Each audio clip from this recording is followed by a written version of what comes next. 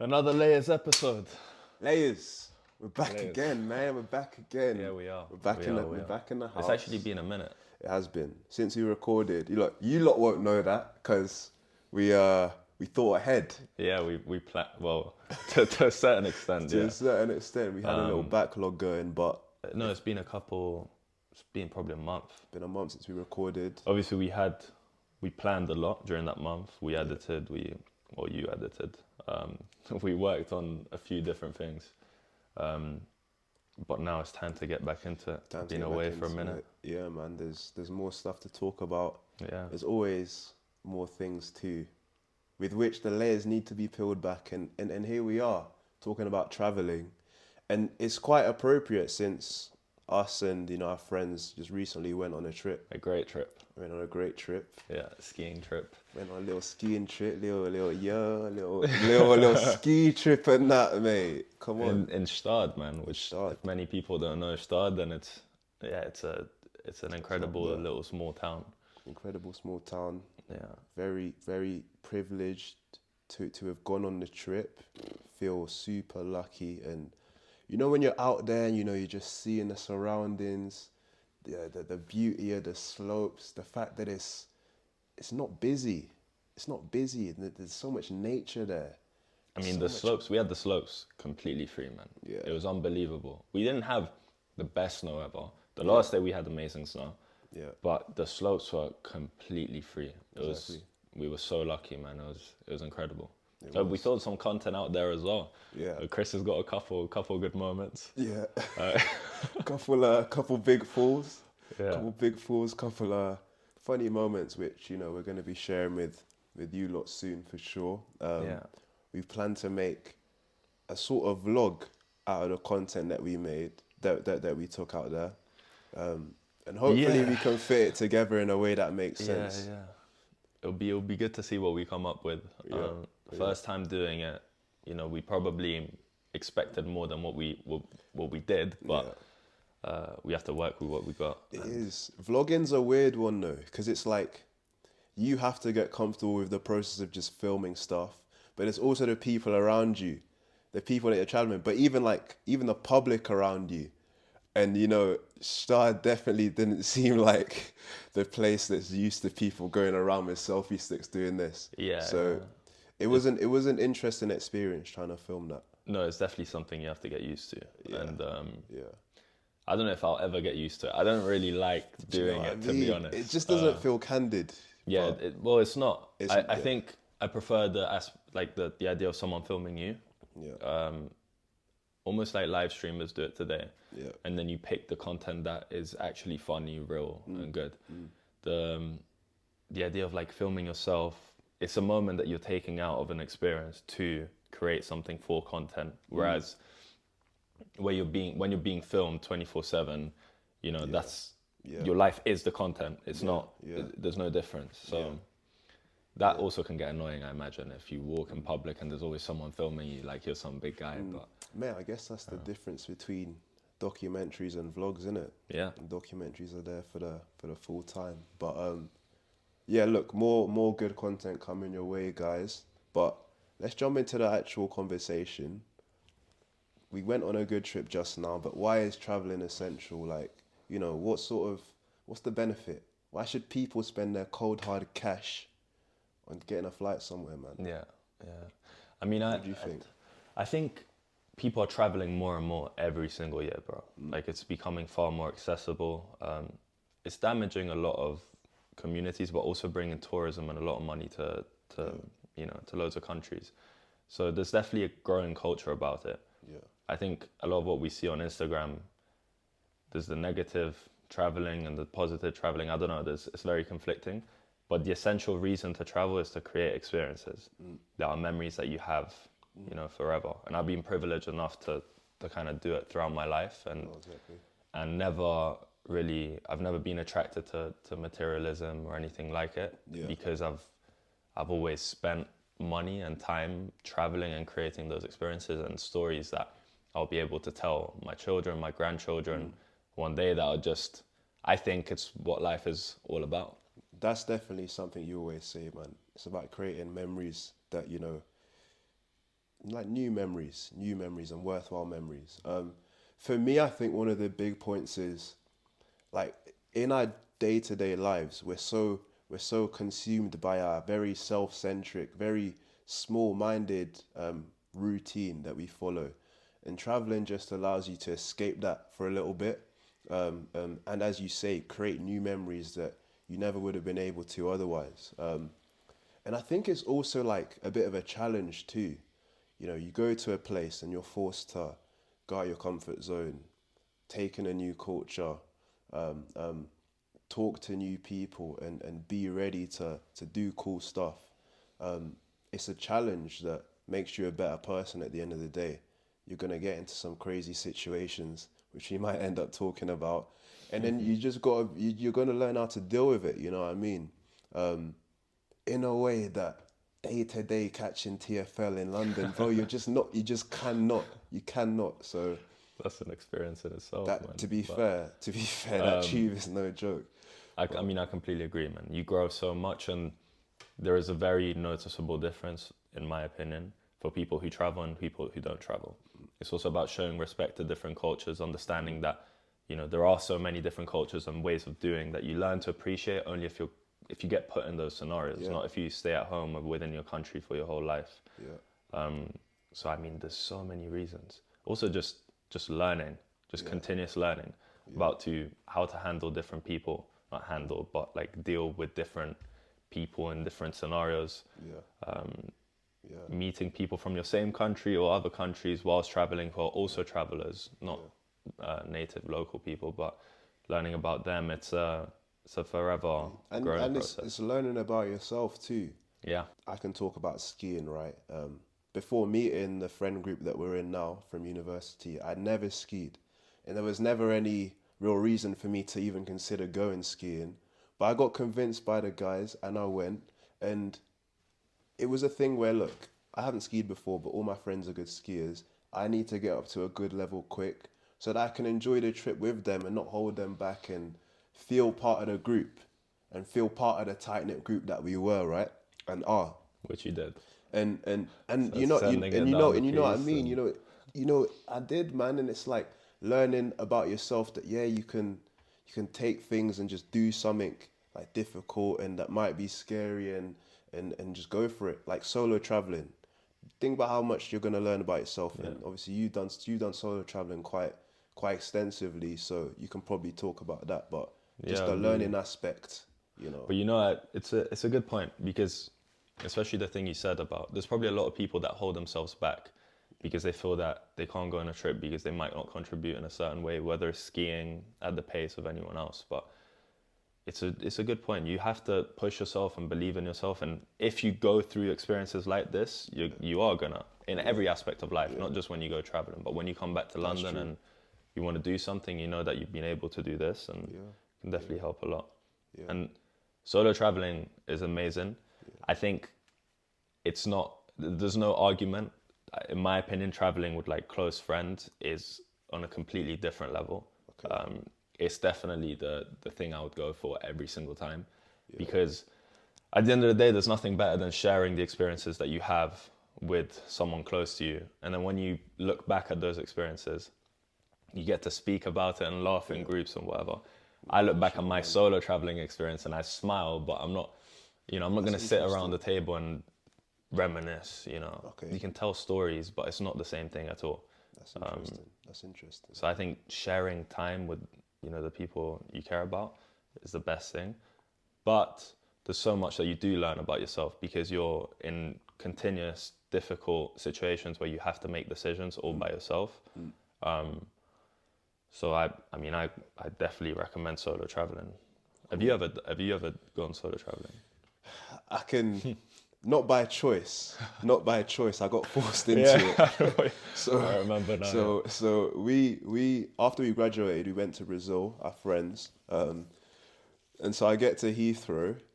I'm checking in my suitcase, and this is like end of COVID, right? The guy on the other side of the desk says, "Look, you're not fit to travel today. You're not traveling today." And I'm like, "Mate, I've taken these vaccinations. I'm traveling today, bro. Yeah. These lot are waiting for me in Brazil. These lot are waiting for me. No, wait, it was Lisbon. Lisbon. These lot are waiting for me in Lisbon. I need to get there. What do you mean? This is my graduation trip. I'm starting to bug out a little bit.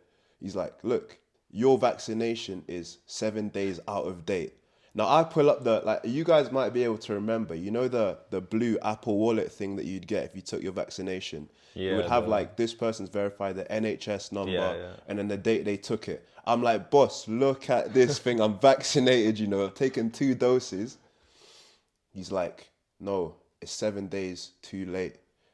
Look, so I'm like, he was like, look, you had to have taken your 7th dose within 270 days of today. I took mine 277 days ago, thinking that, look, just 'cause I'm double vaccinated, I'm good. I don't need to worry about this stuff anymore. Worst comes to worst, had to get one of the guys in Lisbon to book me a flight at Gatwick. Had to get from Heathrow to Gatwick in the space of about an hour and a half, while dropping my case at Victoria for my housemate to pick up. Because you didn't have the bigger bag. Because I didn't have the bigger bag, and when I got to Gatwick, I wouldn't have been able to check the suitcase in. Now I'm, bro. There's too many parts of this story because you've got to deep it.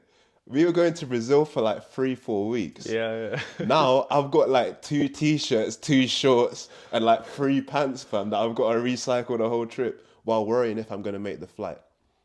Make the flight from Gatwick to Lisbon. Get to Lisbon. Very, very barely, man. It's not because it was delayed. Because it was delayed as well. Yeah. But then, remember, like, we were meant to be going from Lisbon to, Fortaleza, which is in Brazil, the same day. Because my flight from Gatwick to Lisbon was delayed, I then missed the flight, which all of the other guys were on, from Lisbon to Brazil. So I was stuck in Lisbon for a little bit. By the way, he missed it by 2 minutes. Yeah. You were on the bus. minutes. Oscar and I were waiting for you by the gate. They had checked everyone and you're on the bus, just getting off it. You're like, I'm going to start running. And we knew it was a distance away. So we were trying to convince the people. We're like, he's running, he's getting here. Yeah. But as soon as they get the like check and close thing, they print out some paper and they're like, we're actually not allowed to bring anyone in. And man, I really had to run, man. I felt like it was running a half marathon, man. I was just locked in. I wasn't even listening to music, bro. I was just listening to the panting of my lungs, mate. And you know, running in those scenarios, at least for me, it's always so tiring, man. Bro, it feels like you're just like, you know what it is? There's so much other stress that I feel like it just naturally sucks it out of you. But yeah, ended up missing that flight, so I'm stuck in Lisbon till the next day. And luckily, because it wasn't actually my fault that I missed the flight, I got delayed. They gave me another flight for the next day. I got 24 hours in Lisbon. Mate, I had a pretty sick time in Lisbon, man. I remember the pictures you're sending through. You know what I mean? Yeah. Bro, you know, like I was just out there. It was a vibey little place. The strip was active. Got myself a little kebab. Went to a museum the next day. Yeah. Saw like it's quite, I think, coastal as well. Like I went down and I saw like water and that. And it looked very beautiful. Cobbled city as well. I was just like, yeah, man, this was nice. I enjoyed it. And then got to Brazil a day later, and you know, obviously the rest is history and that. The rest is history. Although you had to take that cab drive in the night for 3 hours to get to where we were. Bro, I remember, you know what it was? So I get to Brazil. No one speaks English, by the way. Like, you know, you'll go to other countries around the world and people will speak English, you know, like, or at least understand some sort of hybrid between English and their own language. But in Brazil, guys do not speak English, man. Yeah, I think in Rio probably they do. I mean, where we were. Yeah, to be fair. But we were in sort of northern Brazil, Brazil at that point. So I get there, have to somehow sort out a SIM card. I'm there on Google Translate, just passing my phone back and forth with the person. They get the SIM card. Book an Uber from the hotel to the place we were staying. Bro, that ride was dark, man. I'm going through ends, bro. I'm flying through ends. Bro, guys are just skipping red lights as well, bro. Can you remember that in Brazil, you can, like, red lights are suggestion, basically. Red lights are suggestion.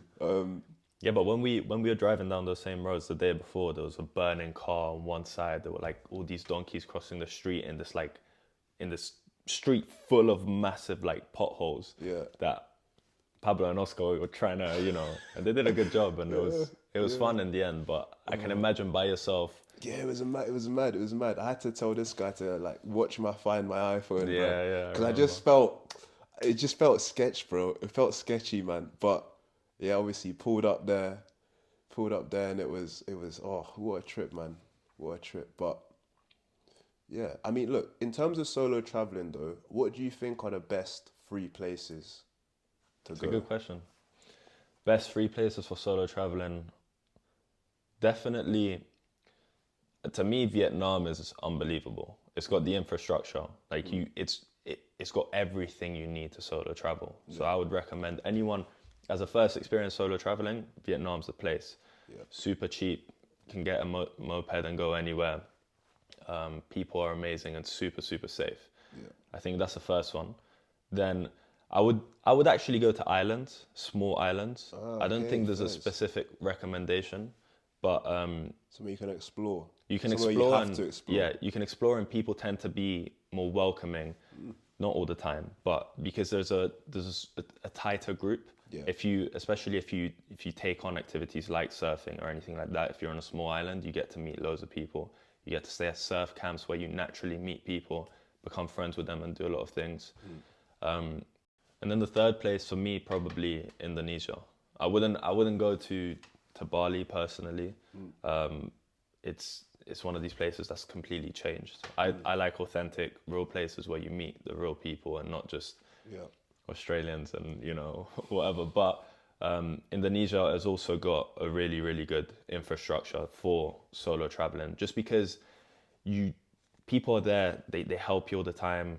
You just have every single thing that you need. Whereas in other countries, it is better to do it with friends, in my opinion. But these are more recommendations if you're like just starting out as a first time where to go. I think it like gives you a really good path. But what about for you then? A question about where's best to go with the guys, in your opinion? Look, I think that with your actual friends, you can go anywhere and have a sick time. Yeah. I want to say something first sure. though. I feel like while you're young, you've got to go on one of these coming of age, like just dirty, just ratty trips to like, to Napa or like Malia or one of these places, or Marbs, bro. One of these places where you can just let loose and just really understand what that like level of freedom you can experience in traveling is. Yeah, you need to go. You gotta so go then on one of those trips, man. not to go again. That's why you need to go. That's funny, man. That's funny. But with the guys, bro, I would say activity trips. So if you can go to some place like, maybe Australia, where you can surf, where you can go to the desert, get on some quads, explore, see some nature, do like real worthwhile activities. Go to anywhere that like allows you to do things that you really can't do wherever you're based normally. Things that allow you to connect over worthwhile experiences that you will actually make stories with. I mean, that's why Brazil was so sick for us. Yeah, it was incredible. Bro, we did so many different things. Quad bikes, safaris, hikes, going to different cities, trying different food, getting on boats. Getting on boats, man. Yeah. Just being like in like just going to islands, traveling, all that stuff, seeing the fish, man. Go to places where you can connect over activities, I'd say. Have you got anything to say about? I mean, I completely agree with you. Yeah. That is kind of, to me, that's traveling altogether. Yeah. I would base my trip on a major activity that I want to do most of the time. Then I would let like kind of my work or other reasons take me to cities and places like this. Fair. Because to me, I don't know, for me, I like traveling and having something that I'm committed to doing, right? And it can be exploring, but I would prefer a sport, whether it's skiing, surfing. I guess quads fit into that as well. Hiking is unbelievable. And going to places that allow you to do that with your friends is the best thing ever. And I've got a trip in my mind that I want to do with you guys. That's like completely not laid out because I don't want to plan anything, but just where to go.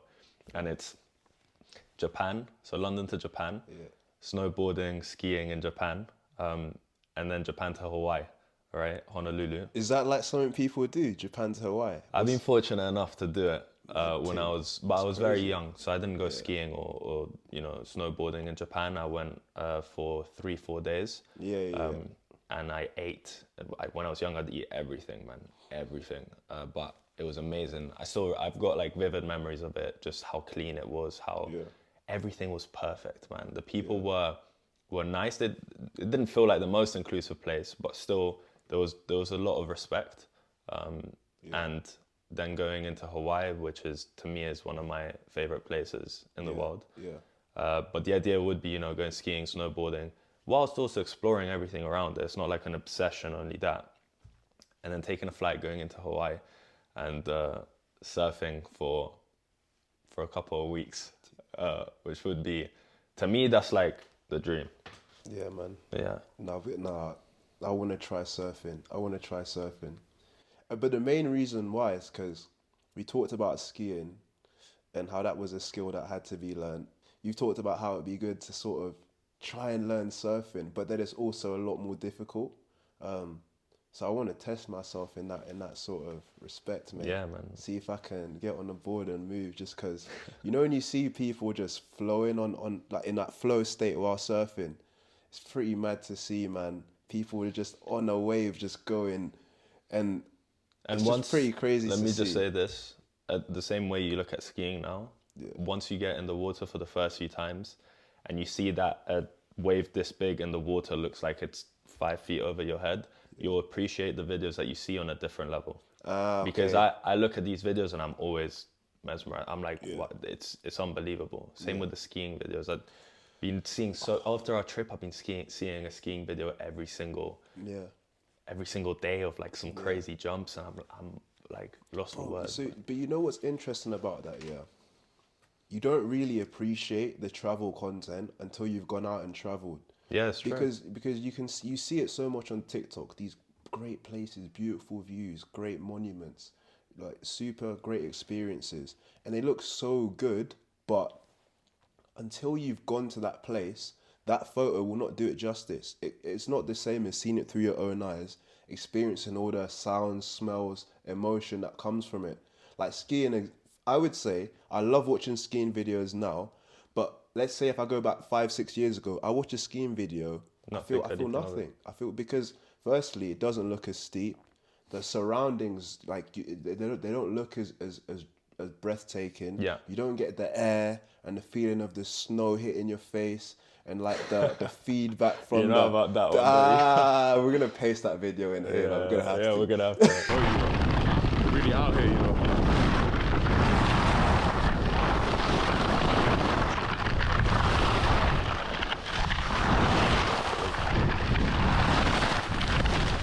Oh shit!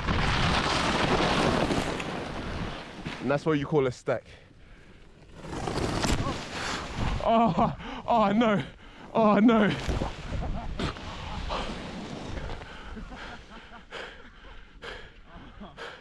Wow. But like all of this stuff. So, and I feel that there are people that in this world today genuinely believe that they probably don't need to travel because of how accessible travel content is. That people can look at their phone and feel like they've lived. Bro, no, man.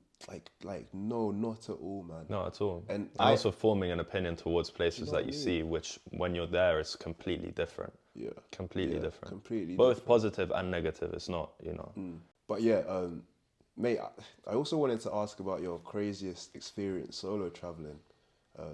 If you got any stories for them lot. Yeah, no, definitely a couple. The craziest one, I don't know if it's the craziest one, but it's definitely my favorite one. Yeah. I was in Vietnam it was my 4th day, and I was in a small town called The Lat in the south. And I rented a moped because everywhere everywhere you go, it's so easy to rent one, and it helps a lot because you get to see everything. And I would definitely recommend either renting a bike throughout, which is what I ended up doing, or renting one in each place. But I rented a moped, and I decided that I was going to go to this place called Tadung Lake. And it was 5 hours drive away. And for some reason, I thought that 5 hours on a moped would be completely fine. Like, I didn't even think of it for 1 second. I was like, yeah, calm. Obviously, on those mopeds, super uncomfortable, man. After 2 hours, I was like, three more hours. Saddle sores and that, Yeah, bro. yeah, terrible. But anyway, the drive was amazing. But it was pouring with rain, pouring with rain. So on the way there, I went through, we can clip a video of this.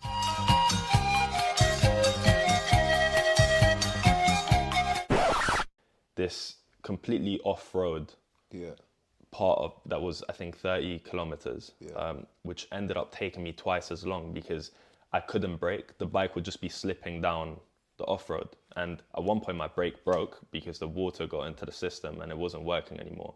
Started working 2 hours after, which was great at the time because I thought I was done for. But got through that bit, got to the place where I was staying, and that drive was hard, but it was fine and it was beautiful. Had 2 nights, 1 night there, incredible, by the way. I recommend it to anyone that's going to Vietnam, and there's no tourism there, like zero. And then the day after, I had to do the drive back, and it was pouring with rain, right? And I'm in this section by a mountain, which was super, windy, and I felt like Valentino Rossi, like the MotoGP driver. It was pouring with rain, and I was taking every corner, slowing down, tightening in and cutting in with a moped. I was using his body on the bike. But I was in the zone, and I was just like smiling to myself, and I was just in it. It was beautiful. And then at one point, I just took this turn too tight, and my bike flew, and I was going pretty fast, like 40, 50 kilometers an hour, right? My bike flew, and I flew off the bike. I fell with my knee. I had a rock in my knee for 2 weeks.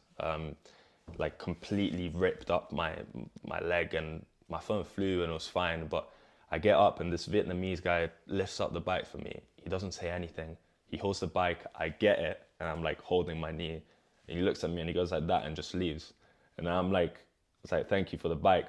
But I didn't know what to do. So I got back on the bike. Was the bike not messed up? I didn't even think of it in that moment, man. I was like, I had like 4 hours. That was only in the first hour of the drive. So then I get back onto the bike. I can't do the off-road, especially in the conditions. And I keep on driving. And I'm driving for 2 hours. And after 2 hours, there was still blood going down my leg, even with all the rain. And so I decided to stop off. And there was this house which had just a, what's it called? To chill underneath there. I asked, oh, can I chill here and like change my clothes and like clean up my knee? And this woman was like, yeah, of course. And then she went inside, put a jacket on and left. And I was there cleaning up my knee, and she came back 20 minutes later or 10 minutes later with all this stuff to like disinfect and help me in bandages and everything. And I was like, thank you so much.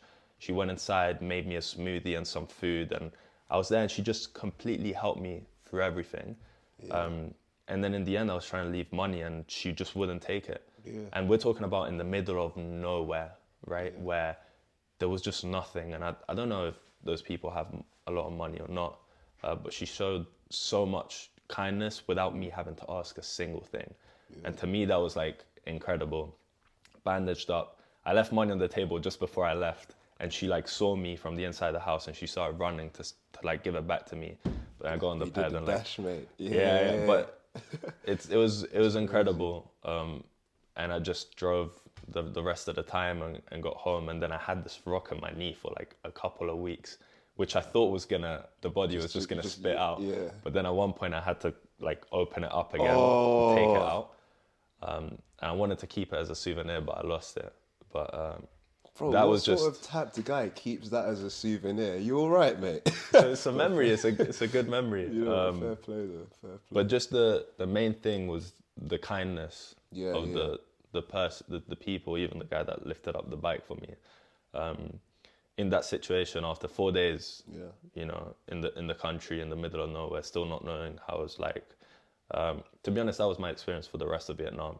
Anyone that I ever had, I fell off my bike a couple more times as well. people always helping, and it was just incredible. But Nah, mate, I can't lie, that's crazy, bro. That's crazy. I'm gonna clip in a video of the rain because I took a video, and on videos it doesn't even look as much as it was, but it was heavy. I probably shouldn't have driven, but otherwise I would have had to, stay there another night, and I needed cash, and I didn't have the cash, and it was too far. And Bro, it's like, it's part of adventure though. It's part of like tapping into like the human need to explore and to do adventurous things. Because I think that, all of us get bored with mundane life. All of us have dreams of doing cool stuff. And all of us benefit from similar situations because it's an innate need. It's an innate thing that humans do. Explore, take adventure. That's why humans didn't just stay in one place. It's why we filled the whole world. Curiosity. You know what I mean? And it's just, man, it's great. It's great to see that you went on a traveling trip, and then you come back with stories like this, bro. Because that's what it's about, man. That you can't experience that anywhere else. I think you're right. It's completely what it's all about. And in those situations, you might feel worried, and you probably have the right to. Like, you also need to look after yourself. If you're not worried enough, you're not going to look after yourself, and then something even worse could happen. But if you get through it, which most of the time you just do get through it, you end up creating the best stories and the best moments. We shared a lot of those crazy moments, and they end up being the things that you talk about and remember and and go back to. Man, we had a crazy collection of moments in Brazil, but one that was good was when we went to Lençóis. Some people may know it. It's like this desert oasis type place. Yeah. You go there, loads of sand dunes, loads of like oases and pools of water. It's a beautiful place. It's mind blowing. But we had got there and we hadn't really planned the activity or how we were gonna be able to get from the place we were staying to the national park where all the beauty was, right? So we're just walking around the town and we're trying to find some quads for the next day. We're walking around and this guy pops out of nowhere. This small guy with a mustache, bro. Straight Brazil, classic Brazilian guy. And I think we were, because we were talking about it. We were talking about quads, He must have come back through, like, put his head around the corner, like, what, you need quads? We were like, we need quads, we need quads. Talk about him for a bit, talk about it to him for a little bit. Bit of negotiation went on, brought the price a little down, he's gonna try and mug us off at the start. You know how it goes. He's a little hustler. But he's got good energy. Like straight banter the whole time. I mean, it's as if look, I would have taken him on the rest of the trip, man. This guy was a good guy, it seemed. Pull up the next day, the day of the sort of activity. Jump in his truck. We're driving to where the quads are. Now, we get to this river, right? And the quads are on the other side of the river in like a storage unit. You had to get a boat from where the roads were to the storage unit across the river. We get onto the boat. As soon as we got onto the boat. As soon as the boat left. We had no chance. As soon as the boat left, and there's no past the point of return, smile gone, banter gone. Give the money. Yeah, give the money. I still remember because I was standing next to you and he was sitting down on a bucket or something. And he doesn't even look us in the eyes. He just goes like this. Just says, give the money. And we looked at each other, we're like... bro, but you know what I remember, yeah? He says it sort of quietly at the start. He's like, give the money. And then I feel like me and you, we looked at each other and then he says it again, man, give the money. And then it's just more just ominous each time. I'm like, rah, man, this guy's really about his money.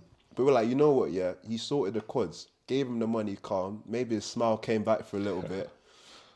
But then, all right, we have the trip, we get on the quads, we see the beautiful sand dunes, we jump in the oases, we're trying to do flips from the top of the sand dune into the thing. That didn't go too well, but hey man, it was fun. Quads all day. Did we eat in the desert too? Yeah, we had the lunch. Yeah, It was a separate. We had to yeah. pay for it there. Yeah, we But pulled had up to some had place, the lunch. innit? But wait, towards the end of the day, the quads start running out of gas. Yeah, And because it's a national park, you need a guide. The guide kept telling us, no, yeah, they shouldn't run out of gas. We're like, okay, but they're not running anymore. yeah. He checks them. He's like, okay, yeah, they're running out of gas. The guy didn't fill them up properly. And so I think we went from 4 quads to 2, Yeah. where we were like 3 and 4 or something. I don't know. Yeah, And yeah. then we went to 1 where he was tying with the guide with his own quad was Yeah. tying all the rest of us onto 1 quad. Yeah, yeah. And we're talking about pure darkness. Yeah, for but the night. but because of all the problems, Yeah, it yeah. took until night to get through.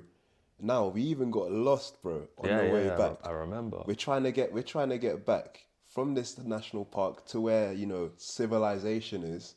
We're having to drag these quads through swamps, bro, through the river. And we're talking about like puddles that went up to Yeah, like your we're- waist, even higher. We're talking about, like, we had to have a man on each corner of the quad and lift it up so that the swampiness isn't going to get into the engine and write us all off. Like, but there's one of the funniest things on the whole trip happened during that. Oh, So, made up. right, so I think we must have managed to like bring life back to some of the quads, because I was on a quad with the guide, myself, and then That our was friend Maida. when we had 2. It was the last 2. Oh no, maybe. I can't quite remember.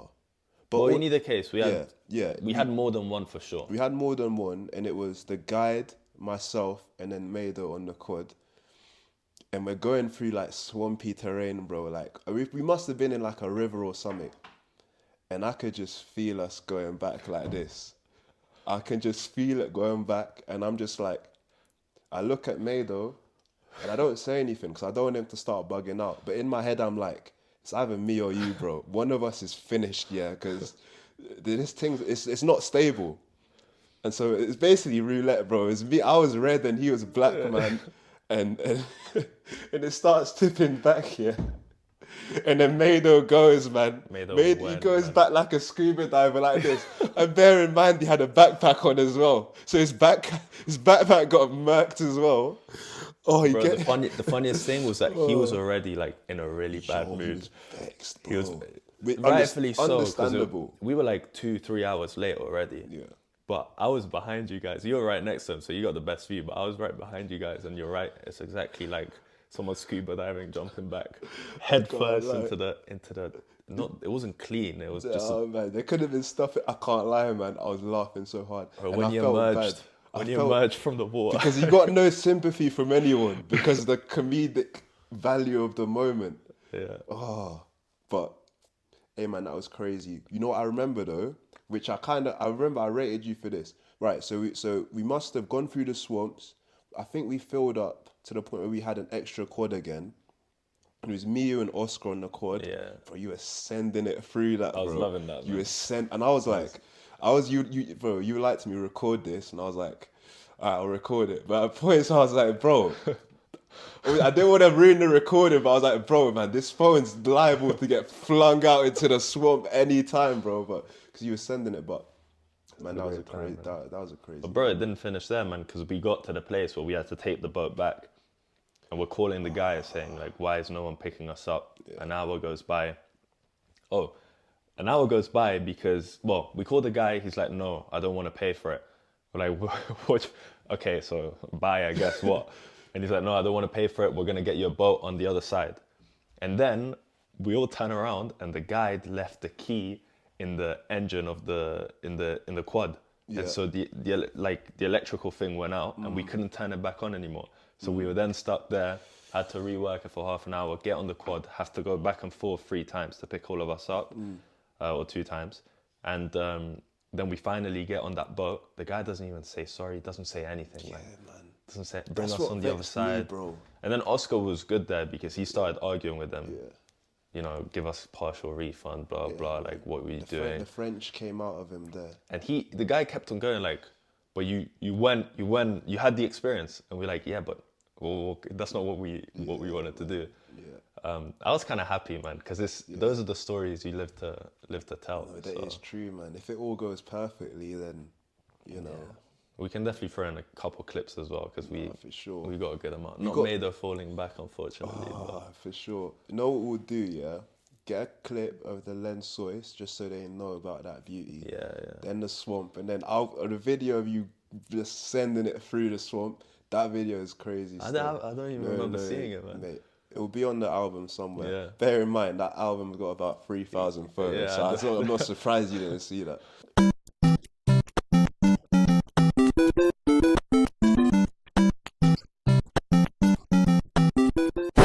It's interesting talking about meeting people on trips that were maybe not the nicest or maybe were not the most honest.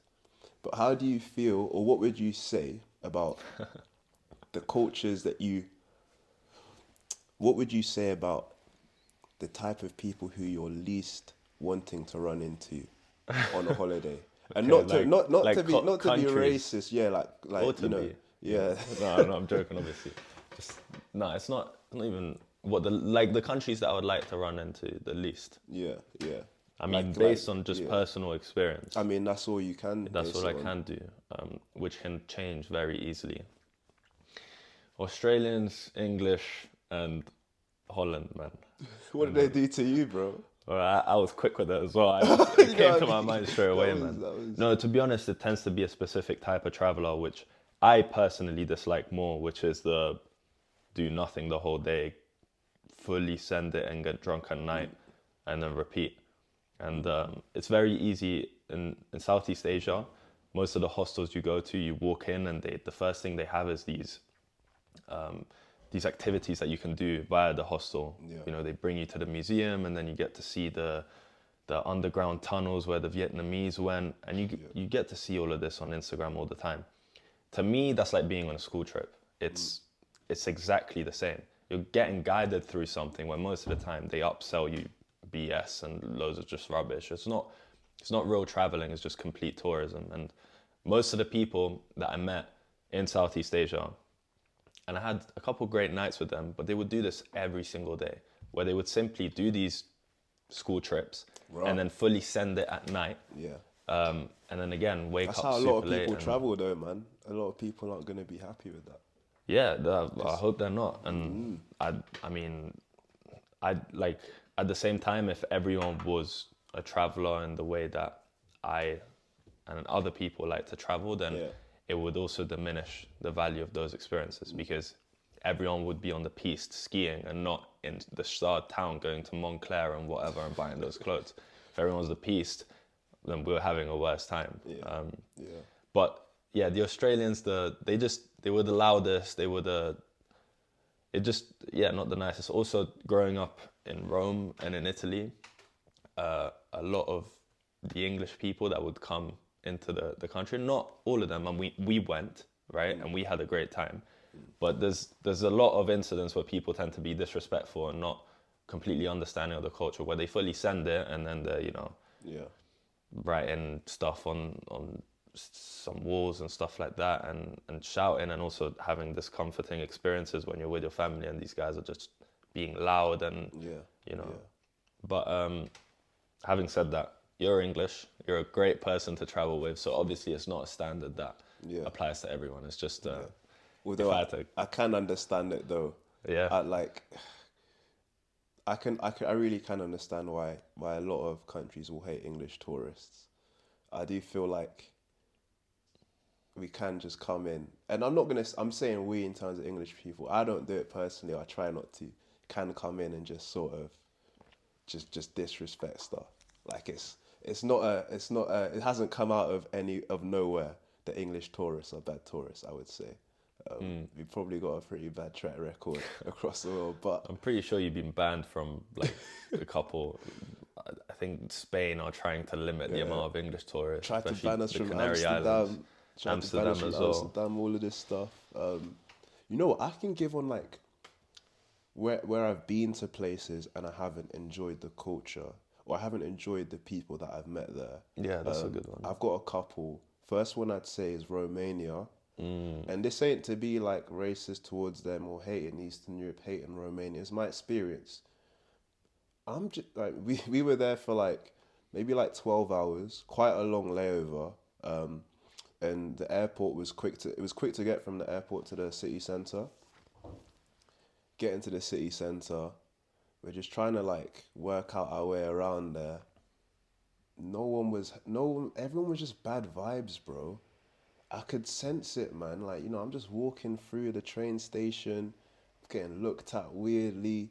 And I was with one of my mates who's Pakistani, so if you are racist, man, you see a black man and a Pakistani, like, bro, do you know what I mean? You're in. You got the double. Bro, do you know that's a double whammy, bro? Yeah, the 2 for 1.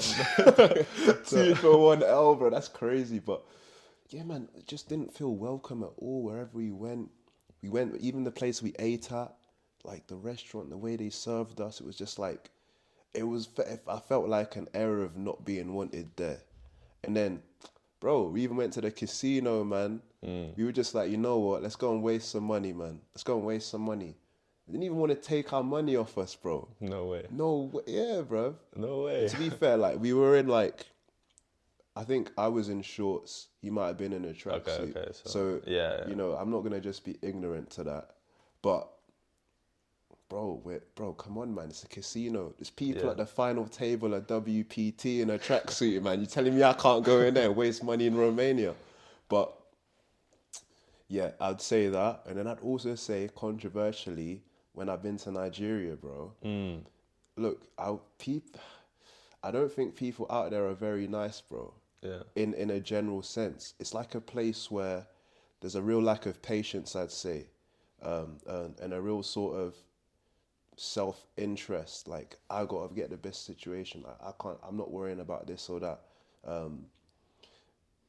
Sometimes I felt not in danger, but just like I don't know, a lack of safety, or just a hostility, and it's hard to put my finger on it. But I would say, bro, go to Nigeria, innit? Go to Nigeria, especially if you're like Nigerian and you want to reconnect with your roots. Go, because like I think you have to do that to reconnect with your ethnicity, but. Bro, don't expect to be finding bare nice people there, like you might in like a Thailand or one of these other sort of Asian countries. It's a crazy place out there, man. And don't get kidnapped out there either, bro. Don't get kidnapped out there in Nigeria. Don't be flexing, bro, because there's guys with nothing to lose out there. That's crazy, man. And you might get yourself in a pickle. So if I wanted to add one to that, it'd definitely be Prague. I was there for 4 days, and the experience there was similar to the Romanian one you're describing, where people were just like they were just rude to my standard of what being rude and being nice is. Their standard is probably different. I don't know if they treat locals the same way. If they do, then to them probably that's not being rude. But tough time. And any restaurant you walked in, just super bad vibe. The taxi drivers, a couple of times, it was actually funny how rude they would get. And I wouldn't even get like angry back at them after a bit. I understood that was the way. There's also the aspect that maybe some cultures just need a bit more, like you need more time with them to break them down. That ice-breaking period. Yeah, exactly. Yeah. And I've sometimes worked with people from these backgrounds, and my first initial interaction was like we're describing. And then after a few hours, it was far more relaxed. And it's actually a really good feeling to get past that stage where you almost feel a lot more welcomed. And maybe cultures in general in these places are like that and are short experiences, because whether it's 12 hours or 3 days, 4 days, it is short. Maybe that's what it is. Alright, so look, like there's loads of different things you can do on traveling. You can go on a solo trip, you can go backpacking, you can go on a little, all-inclusive resort if you want, go to a city, go visit your family somewhere if they live in a different place. What do you think, which type of traveling are you most likely to pick? I mean, definitely not all-inclusive. I want to hear your opinion on this, because mine is very strong. I think it's one of the worst things that exist in terms of traveling. That's not traveling. You're not traveling there. Yeah. You're feels like you're selling out to a certain extent. You're not experiencing a new country, and you're also just annoying for people who then travel in that space to a certain degree. I've been to the Canary Islands a few times, Yeah. and there's this park called Arrecife, which is the main town, Yeah. and Playa Blanca, where people go there and they go to these all-inclusive places. And this is gonna sound pretty bad, and it's gonna sound very bad, but every time I walk past them, I literally think like, if this would be sort of a prison to a certain extent. I wouldn't even get paid to go in a lot of these places. Where you go in the hotels that are Yeah. 50 meters tall with 1,000 rooms, with a pool shared between 1,000 people who simply get out of their hotel room, walk down or take the elevator, probably a nice elevator all the way down, right? Might even get brought to the chairs outside. Well, where it they might have one of those moving walkways. yeah, exactly. Moving walkway outside, get placed on a chair and get fed margaritas, which they don't have to pay for, by the way, which is amazing. Because that's the argument I always hear. Oh yeah, you don't have to pay for food and drink, right? Get fed these terrible drinks and food. You spend the whole day there, right? Yeah. And then you come back and you say, yeah, I went to wherever. I went to, I don't know, give me a place where, I went to the Canary Islands for a week. No, you didn't. That's You the didn't. worst part about it, though. Like, and I can understand, why people go on all inclusive, but it's the fact that you'll say, I went to that place. Yeah, but just go to Centre Parks. Do you know what I mean? Go to Alton Towers for a couple of days. Yeah. It's, but I'm not saying they shouldn't exist. They can exist. People can do them. It's a personal opinion. I will never go to one. Yeah. I have the same opinion of the same thing I was talking about in Vietnam before, where you do these experiences that are completely layered out and done for you. I have the same opinion of that to a lesser extent, because of course, once you're in that situation, it might come across a lot easier. Yeah. Most people do it. So if you want to be around other people, you're going to have to do it most times. But it's the complete lack of freedom and just choice. It's so, you know what I think it is. So I can understand people that like all-inclusive holidays, and I've been on some. If you haven't done proper traveling before, because then it's just a thing of not ignorance, but you don't know what you're missing out on. So you can go to an all-inclusive holiday, and realistically, it is better than being in your house and wherever. It is fun, but then you just cannot even compare that to a trip where you're doing crazy activities every day, when you're exploring, when you just get a car and then you just go places, and you're doing the local stuff. That's traveling. I don't see it as traveling really. I see it as relaxation or self sort of what's the right thing? Self-medication maybe, refreshing, regenerating, rejuvenating. I don't. They're two completely different activities that, if someone tells me they're going on a summer holiday to an Antalya, Turkey, all-inclusive resort, or they're telling me they're going safari somewhere, I know who I'm gonna be asking when they come back about what they've done. Yeah, for sure. But then I look at my own experience, right? Now I've gone on all-inclusive holidays, and they're cool, man. Proper nice hotels, man. Fire food every day. You're drinking. You're having a good time with your family, and it was a good time with your family. But how often do I find myself thinking back, or looking at the pictures from then? You don't, because it's not a remarkable thing to do, especially with how accessible all-inclusive holidays are now. Go on Love Holidays, you get you find your all-inclusive and book it all, you get that within 2 minutes. You want to go on a proper trip, it's hard to do that. Am I wrong to say that you were about to do it for when you went to Jordan and then you didn't? Yeah. Okay, yeah. I think that's a prime example, because your experience in Jordan, we've talked about it so many times. You had an incredible time where you got to see so many different places. Yeah. You did the whole of Jordan. Yeah. And Yeah. I'm gonna ask you about that, but just to go back to this, my experience in Hawaii, there's a part on Honolulu which is called Waikiki, and in this area in Waikiki, there's a Hilton Hotel, which is massive, right? Yeah. Has all these pools and has a beach which is covered with people, right? I can't tell you the amount of people that I personally know who have gone there, stayed there, and just stayed in that area. Every day they get down from their room, they go downstairs, they jump in the sea, which has also been like the what's it called? The coral has been dug out to give them like a clean beach where they can peacefully, you know. And then the funniest thing is I've seen Instagram influencers post these videos from certain angles where you don't understand. There's always fireworks on Friday night, for example, right? And there's this girl that I saw a couple of weeks ago that posted this video of like my first time enjoying fireworks from the beach. And she's like, you can see the reflection from the light and it looks like she's in the middle of nowhere. Yeah. Well, she's in a pool, man. She's in a pool that's been dug out for the people in front of the hotel, right? Where there's fireworks every Friday. And around the pool, there's all these hot dog stands, right? For all the Americans who go around, and it's so fake, it's a joke. But, you know, go to Honolulu, you can rent a moped, you can rent a car, you can do whatever. Just go around the island. I'm not saying you have to go in the water and surf. I'm not saying you have to scuba dive. I'm not saying you have to go hiking to the top of the best viewpoints. Yeah. Don't even just get in a car and just move around so you can say that you've seen this side of the island, the other side of the island. But staying in a hotel the whole day, man, it's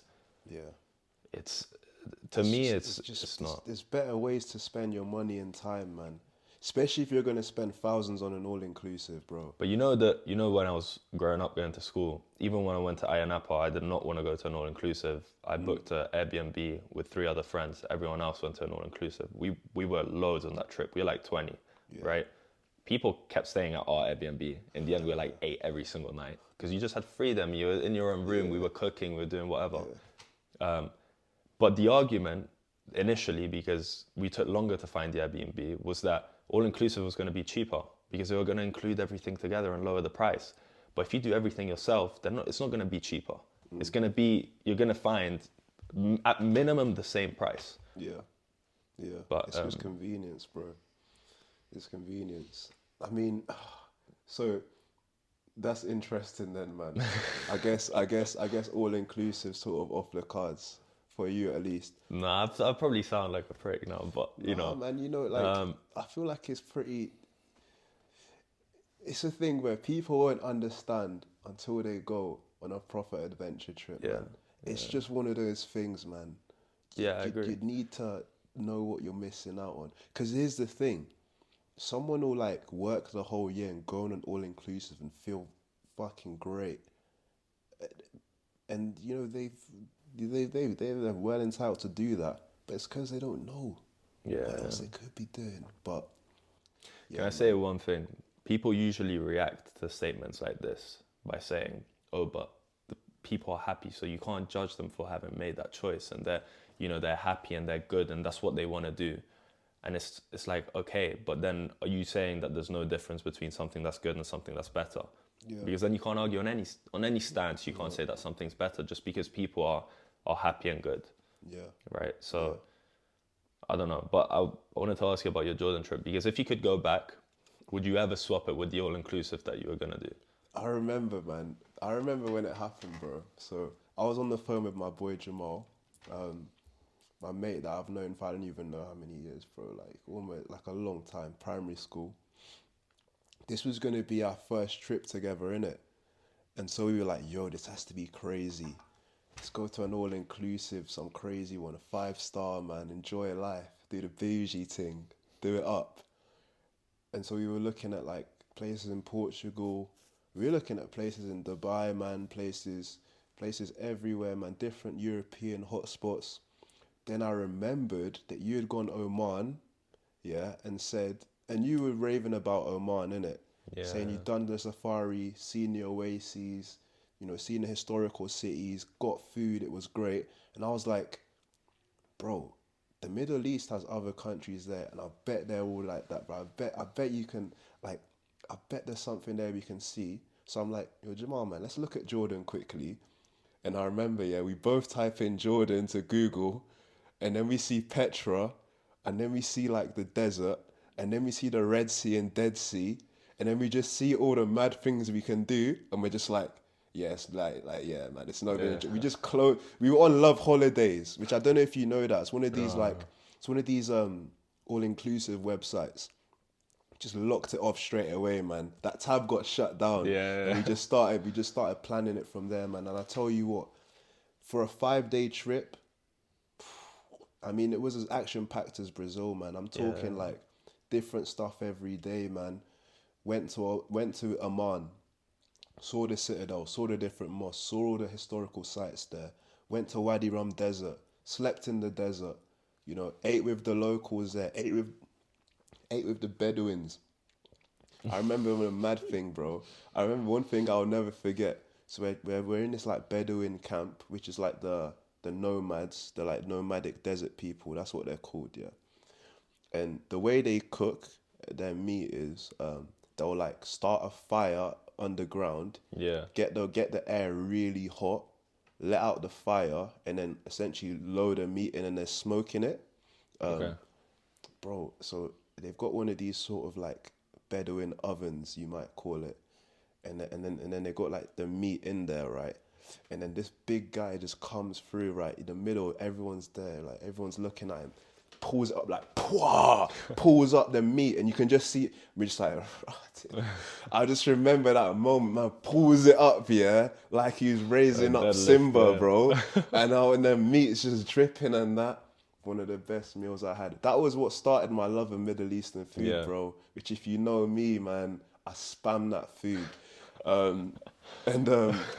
Bro, sleeping in the desert, man. What? Do you know how many stars there are in the sky? In crazy, London, you think there's probably like 9 or 10.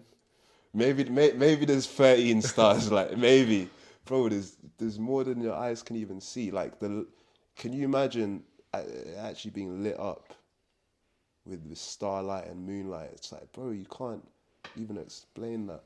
Then you go to the Dead Sea, man. You're just floating out there, bro.